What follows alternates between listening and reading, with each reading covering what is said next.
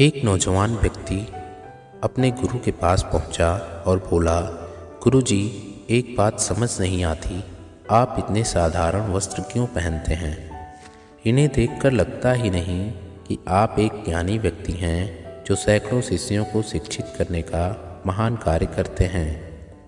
गुरुजी मुस्कुराए।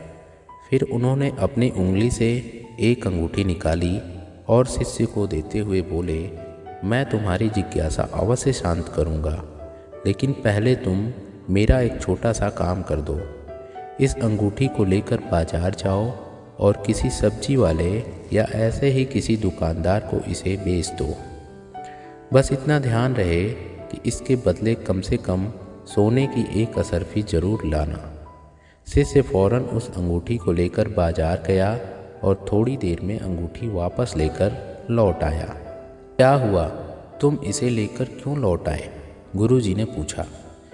गुरुजी, दरअसल मैंने इसे सब्जी वाले, किराना वाले और अन्य दुकानदारों को बेचने का प्रयास किया, पर कोई भी इसके बदले सोने की एक असरफी देने को तैयार नहीं हुआ।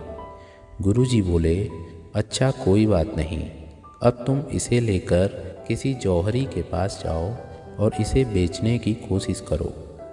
शिष्य एक बार पुनः अंगूठी लेकर निकल पड़ा, पर इस बार भी कुछ ही देर में वापस आ गया। क्या हुआ, इस बार भी कोई इसके बदले एक असरफी भी देने को तैयार नहीं हुआ? गुरुजी ने पूछा। शिष्य के हाव भाव कुछ अजीब से लग रहे थे। वो घबराते हुए बोला, अरे नहीं गुरुजी, इस बार मैं जिस किसी जौहरी के पास गया, सभी ने ये कहते हुए मुझे लौटा दिया कि यहाँ के सारे जौहरी मिलकर भी इस अनमोल हीरे को नहीं खरीद सकते। इसके लिए तो लाखों असरफियाँ भी कम हैं। यही तुम्हारे प्रश्न का उत्तर है, गुरुजी बोले।